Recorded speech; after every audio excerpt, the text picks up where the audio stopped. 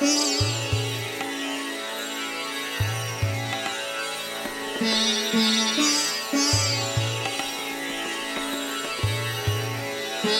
and welcome to Leadership is a Philosophy, Not a Checklist, Chapter 5.5, The Power. Now, this one is interesting because, so a year and a half ago, 2 years ago, when I started writing down all the components of the problem, this one was missing. And I realized it after about 3 months of research and reading and work. So then I've been trying to think about, I've been thinking about it for a long time, and this is my best result. This is the best I can do. Either I don't have the training, I don't have the level of education, or I have done it correctly and used the tools that we have around us to analyze the situation to make some determinations or some decisions about power in the way that it applies to leadership. Okay? So bear with me. There might not be a bunch of answers in this, but it's a great discussion, and hopefully somebody out there sees this and wants to add some stuff to it. All right, so let's get into it. So foundational ideas. Now we're going to start at the highest level of resolution and then apply it to everything. So here we go. So all people and things have potential power, potential energy. You know that in chemistry. We know it from physics. Everything has the ability to produce some sort of energy, some sort of power. Which is next, that is the competence, right? The power, the ability to do work, the ideal use of potential energy is a competency. So what is a hammer the best for? What is a piece of broccoli the best for? Right? We know that it's got its own competency, and if you use it in accordance with the thing it's best for, you're going to get the most power. You're going to get the optimal use of power, okay?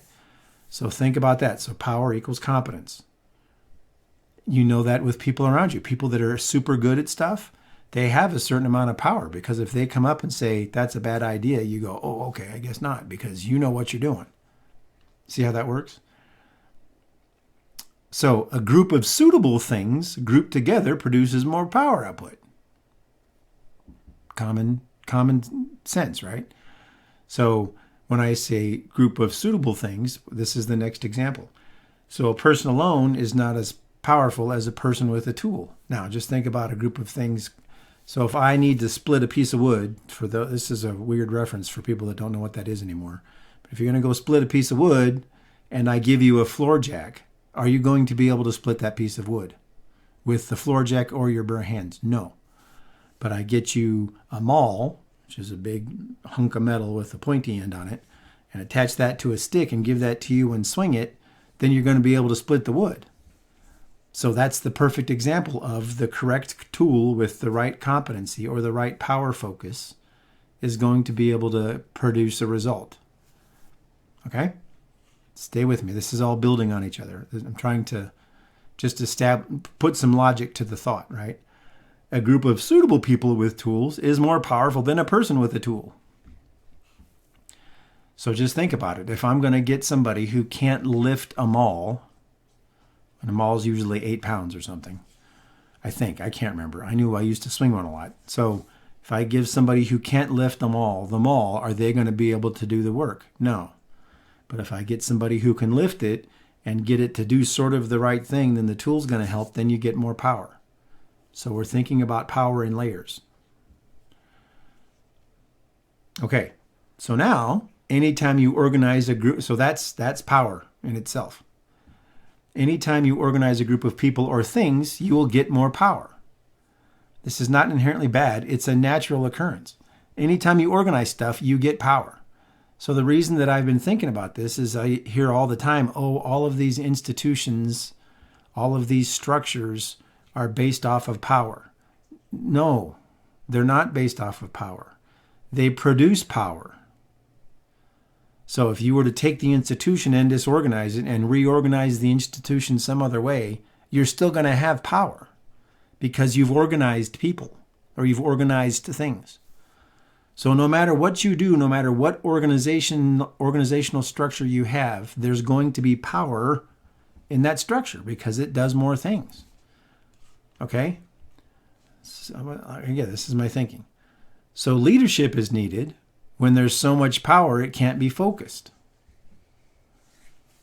So if you've got a group of 50 people and they're all trying to do their absolute best at a thing, well, then you're going to have 50 different directions. So you need somebody to focus that power, which is the same thing in a mall. If I take a sledgehammer, which has flat end both ends, and smack that piece of wood with it, I'm not going to be able to split the wood. I put a point on the thing, so now it's focused, suddenly I can split the wood. Well, it's the same thing with an organization. If an organization has no direction, then it's just a group. It's not organized. It's not set so that the power is focused. Okay. Leadership position is the focal point of power. Okay? So if I'm taking, if I've got all these people with all this organization and getting them to do stuff, then I'm focusing the power, and so therefore the leadership position is the focal point of power.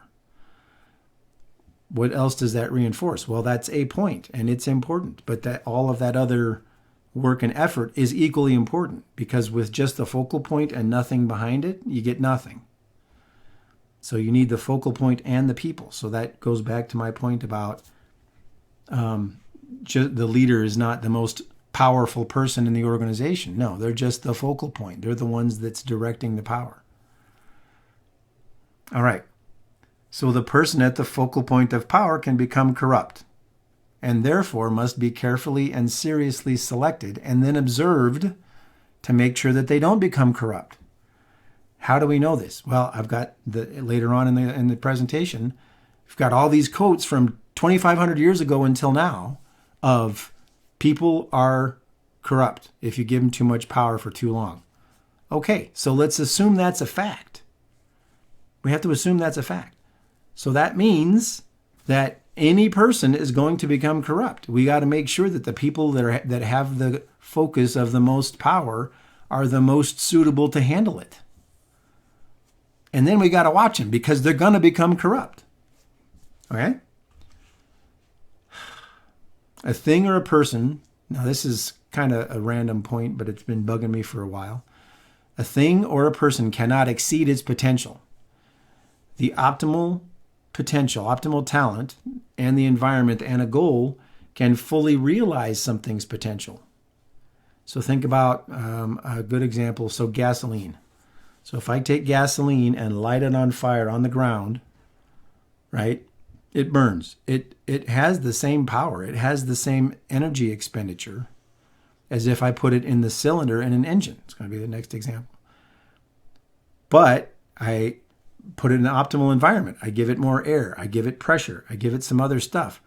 It realizes the potential. So then, all right, so now what happens? Well, I can keep adding gas to that cylinder and it floods. So it has to be the optimal use of that thing's potential and the optimal potential of the cylinder. So everything has potential. If you mesh them together, you can optimize it, but you can't exceed something's potential. There's what it's capable of doing. What you can do is, like I said, realize its fullest capabilities. Because what happens if I put water in a combustion engine? Is it going to be able to exceed its potential because it's in an internal combustion engine? Not the cooling water. The water is the fuel. No. What if I put the water in the steam engine? Okay, now we've got something else. What if I put gasoline in the steam engine? Well, that's dangerous because now you got heat and gas. It's all bad, right? And so things have potential and you can optimize it as much as you want. All right. So exceeding expectations is more sufficient, right? I can get everything optimized so that I do better than you anticipate. But scientifically, mathematically, you can only achieve your fullest potential, and that's it. You can't go beyond that. I mean, it'd be like me trying to learn higher order math. It's just not happening. I might get 2% better. All right, so governors are part of the operating environment, or governors part of the operating environment, reduce potential. So governor on an engine, rules, bureaucracy, excessive systems, poor leaders, right?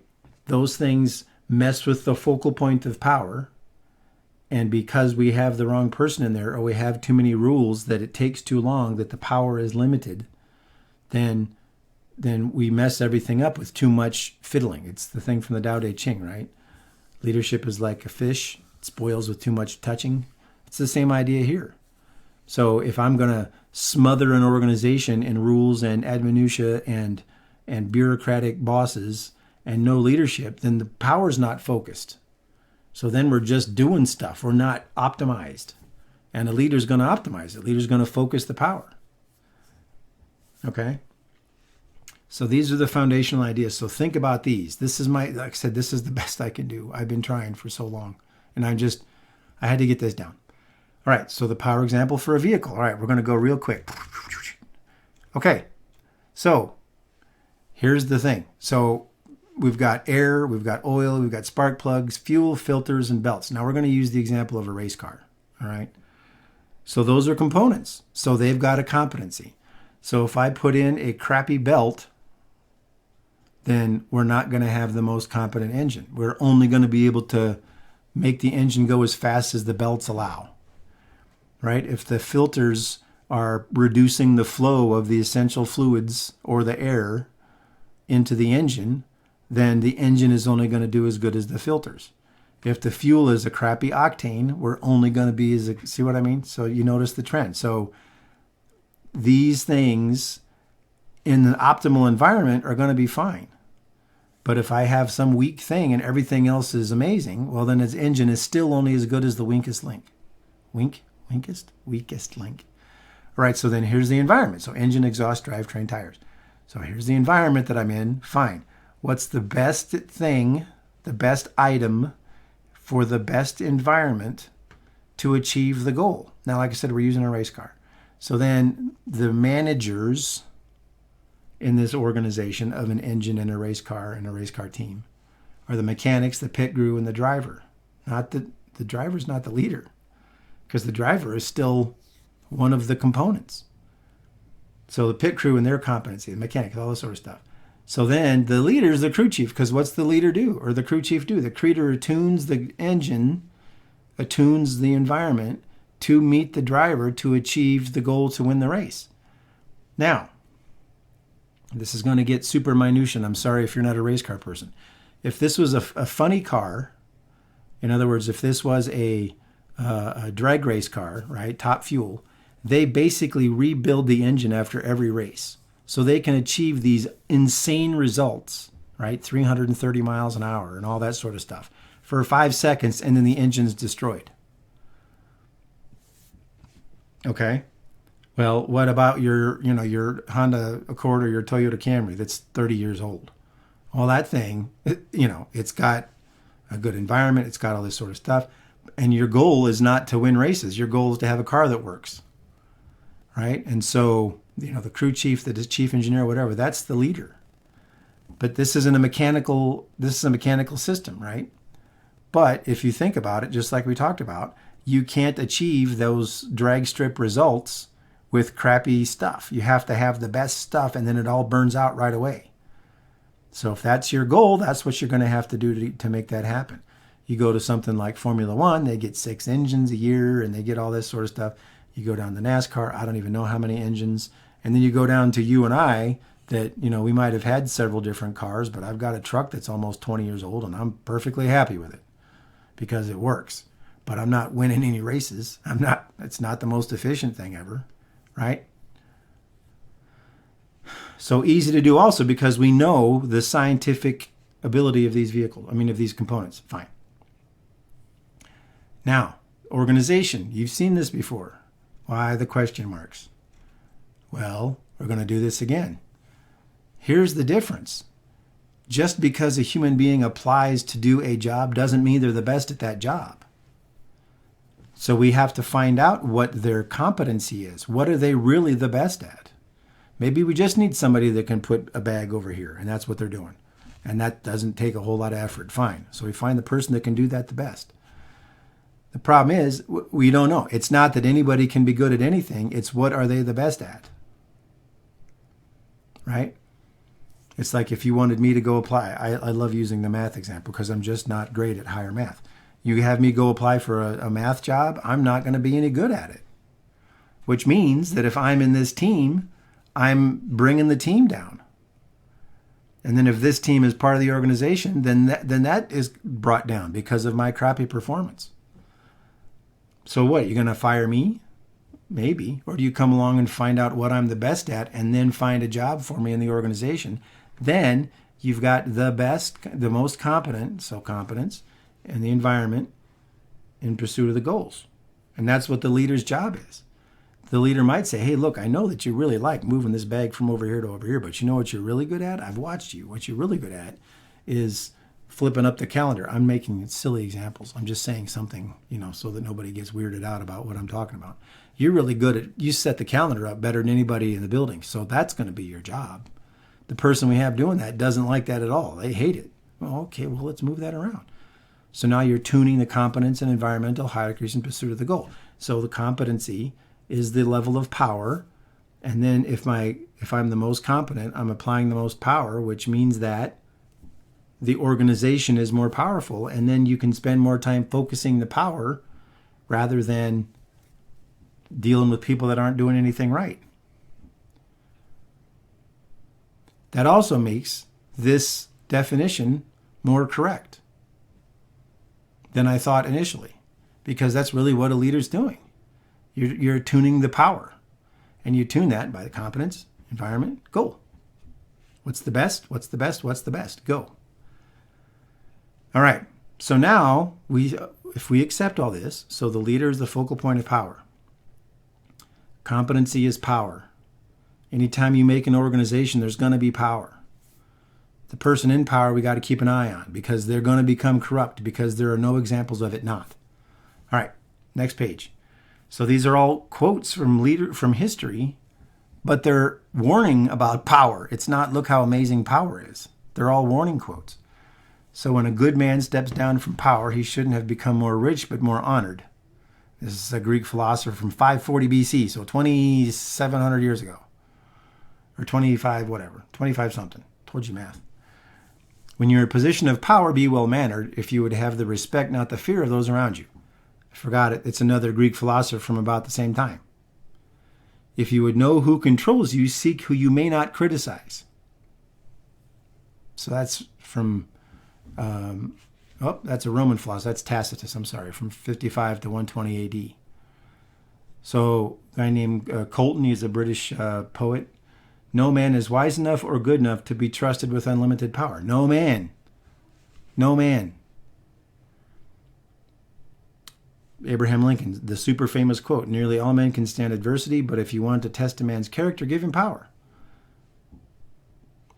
Is a man ever a creature to be trusted with wholly irresponsible power? Booker T. Washington.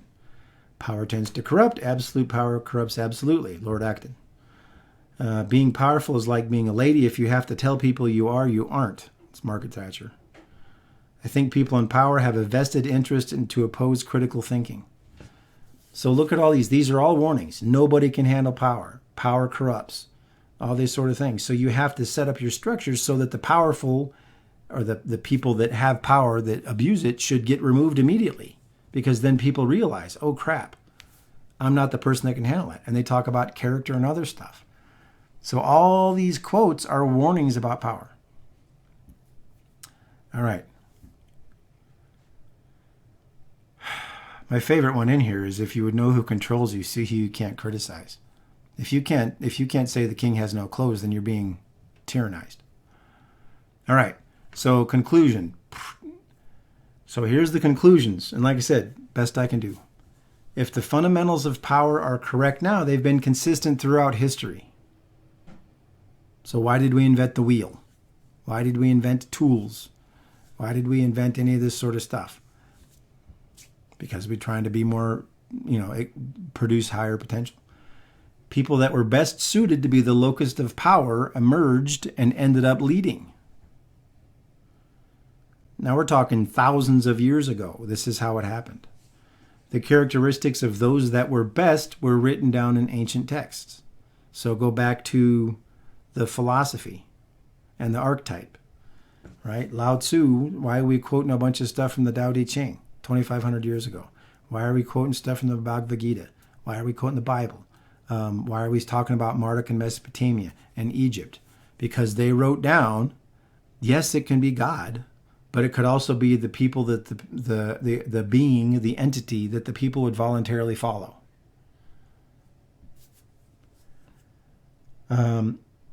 So the reason that these texts are still quoted is because the wisdom is correct. So at a certain point, especially when you go into looking at like Lao Tzu and Sun Tzu and all these people, and we don't know who exactly wrote it, it doesn't matter who wrote it. It matters if the wisdom is correct. And in this case, the wisdom is correct because we know. We've shown it already in this whole series that these are the characteristics and the qualities of the people throughout history that you'd voluntarily follow. And it's the same now. The person that is the locus of power in your organization is the one with leadership ability. Now, this one's weird.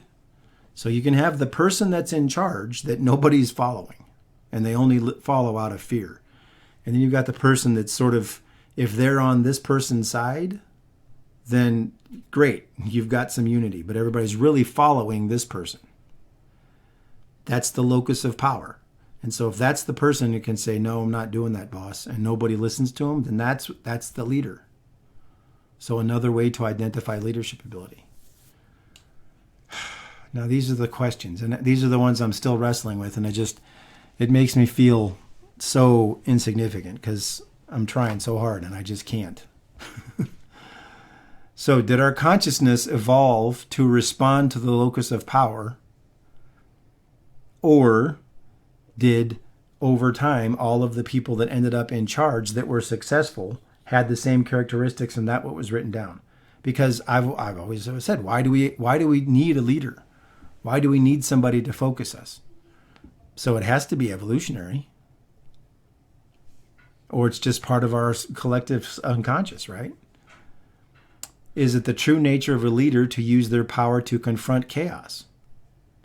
So if you've got a bureaucrat in charge and chaos is breaking out and they don't do anything, that means they're not a leader. But what does a leader do? A leader goes off and does confrontation. A leader goes off to fight. So why do we respect appropriate use of power rather than its excessive application? So in other words, if somebody has the power to do something and they don't, and they only do it when it's absolutely necessary, we respect that. But when they abuse their power, we don't. Why is that? Is that part of the evolutionary thing? All right, so this is the one, and I've been thinking this for a year. So is locus of power just another term for logos? And is the leader the logos of an organization if you make the organization a body or a being? Because if you look up logos, it's the collective wisdom and facts put together. So it's logic and reasoning in a combined environment. So the philosophical and the numeric. That's what logos means. So if you have a true leader in your organization, are they really the logos of the organization? I think so, but I have no proof, right? Now we're getting into places where I'm going to lose my mind. Now let's look at this again, right? We go back to this whole thing with the pyramid before.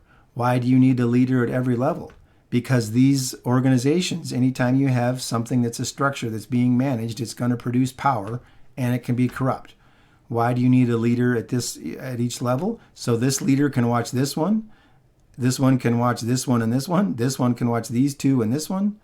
All of these leaders need to be watching each other and the managers to make sure that they're not becoming corrupt and abusing their power. So it's like the purpose of a leader is not only to focus the power, but to make sure that the power isn't corrupting them. That's the reason I talk about in the solution. You got to move every 3 years. Nobody gets to be in a position of power for too long.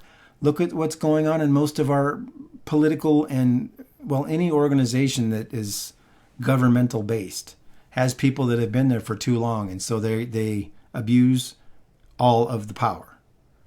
They haven't cared about people for years. And I don't care who you're talking about. There's very few people that are not wary. I'm terrified. When I'm in charge, I'm terrified to use my power. Right? But there's times when you gotta. Okay, so that's my thoughts.